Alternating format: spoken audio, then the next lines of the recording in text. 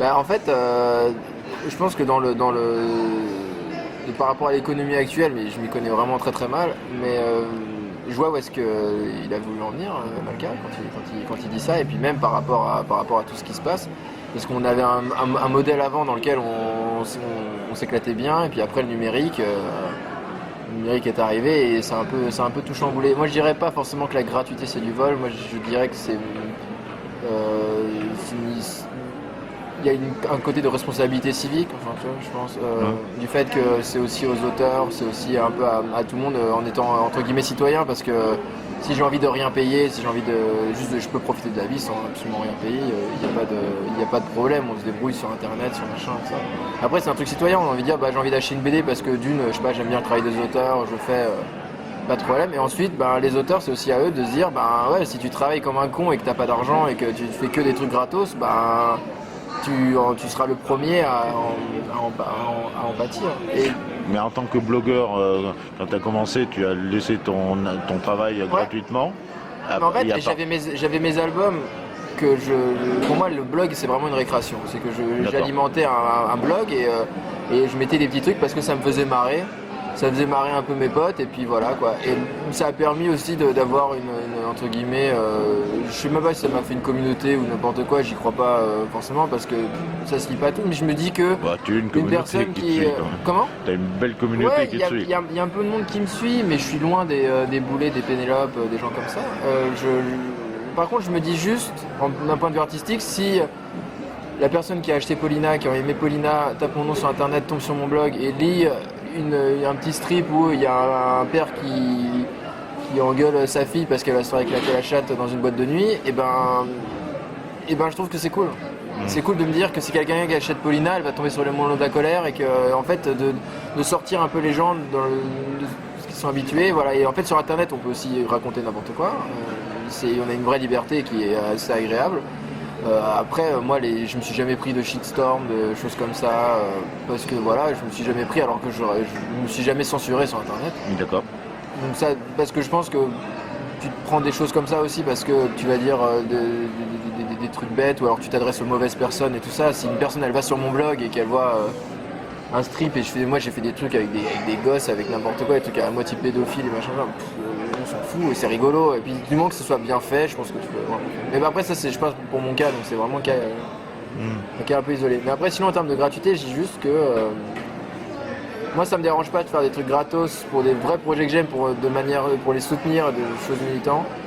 Et je pense après il faut aller prendre l'argent là où il y a de l'argent et puis voilà quoi. Donc, moi je suis pas d'un point de vue d'auteur. D'accord. Ensuite un point de vue de lecteur, moi je suis encore je mate des films en streaming toute la journée en travaillant. Par contre je mate tout le temps le même film, tout le temps les mêmes films. Je peux mater, je sais pas, Lost in Translation 4 fois de suite dans la journée. Vraiment j'adore ça. Le problème c'est que je me suis inscrit sur Netflix parce que je me dis j'ai envie voilà, je vais quand même donner un peu d'argent, j'en sais rien, tu vois. Bon, ils ont un catalogue de merde, il n'y a aucune offre, machin, c'est lamentable, alors que sur un site de streaming français, il y a un mec, il a un vrai truc de cinéphile, il va aller chercher des vrais films qui sont même plus édités en DVD, qui sont même plus édités. Tu parles d'un site. Il est tombé il y a 3 jours, ouais, d'un mec qui avait son petit site de streaming et il est tombé il y a 3 jours, je crois. Et donc, c'est con parce que dessus il y avait des films qui sont même plus édités, il n'y avait plus rien quoi. Et donc j'ai découvert plein de films, mais sinon je continue à acheter des DVD. Tous les films que je mate, vraiment tous les grands classiques, les films que j'adore, je les ai tous en DVD. Parce qu'aussi il y a aussi la qualité, c'est pas la même chose que de mater un film sur son écran d'ordi en travaillant que mater ça dans son salon avec un bon son et tout ça. Mais bon après je pense que si ça m'intéresse, je suis un peu esthète et c'est juste que j'aime avoir une qualité, mais je pense au gars qui est juste avec sa meuf qui veut mater les Pirates des Caraïbes 3, il va le choper en streaming et il aura une qualité de merde, un son de merde, mais vu qu'il a écouté de la merde toute sa vie, il verra pas la différence et voilà.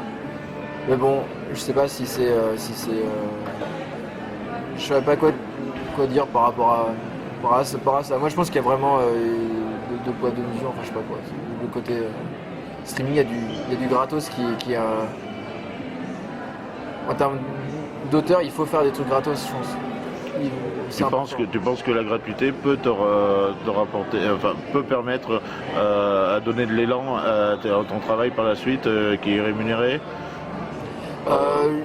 Je pense d'une certaine manière. Je pense qu'en ayant des choses sur mon blog, j'ai peut-être amené des gens qui lisaient des blogs BD à acheter une de mes BD sur papier. Je pense. Je crois absolument pas au fait que quand on a des choses sur son blog, on les met en papier et ça fait vendre des albums. C'est juste parce que la communauté, elle veut. En fait, c'est juste des gens quand des gens qui aiment votre travail, ils ont envie de vous donner de l'argent. D'accord. Donc oui, à un moment donné, les gens le font. Ils disent je vais éditer mon blog. Et ils éditent leur blog, donc les gens vont l'acheter parce qu'ils aiment bien le blog pour l'offrir. D'ailleurs, on peut parler de l'exemple de Laurel. Je sais pas si tu l'as suivi quand elle a fait son crowdfunding. En 1 heure, elle était déjà à 100%, et en 3 heures, elle était à 800%. Bien sûr. Et je pense que ça y a encore. Maintenant, ça a dû augmenter, ça est incroyable. Laurel, elle a une fanbase hyper forte. En plus, c'est quelque chose qu'elle avait déjà édité en numérique, et les gens sont prêts. Parce qu'en fait, les gens, quand ils aiment vraiment quelqu'un, ils ont envie de leur donner, ils ont envie de les soutenir, ils ont envie. Quand t'aimes un artiste, c'est du mécénat. Faut pas. La plupart des artistes aujourd'hui, ils pleurent parce qu'ils n'ont pas de salaire, ils n'ont pas machin. Mais depuis quand vous êtes des postiers, depuis quand vous êtes des boulangers? Un artiste, ça a toujours été comme ça. Il y a ce côté un peu mécénat et tout. Et pour le truc de Laurel, je dis c'est super qu'elle aurait fait ça, c'est un très bon exemple. Après, le problème, c'est qu'artistiquement, moi je trouve ça inintéressant parce que son bouquin, il a juste que je trouve que le projet est inintéressant. Mais ça, c'est mon point de vue artistique. Ça, c'est ton. Voilà. Mais sinon, elle a vraiment une communauté hardcore. Elle peut se permettre ces choses-là. Je sais pas si moi, il y a d'autres projets BD qui sortent en Ululé et des choses comme ça. Tu ferais du crowdfunding? Moi, je me pose, pas mal de fois, il y a plein de gens qui disent non mais il faut le faire et tout. Moi, c'est juste que j'ai pas envie de faire un dessin, donnez-moi de l'argent. D'accord. C'est juste ça. Je veux pas me dessiner en train de dire s'il vous plaît, donner de l'argent aux gens, j'ai pas envie.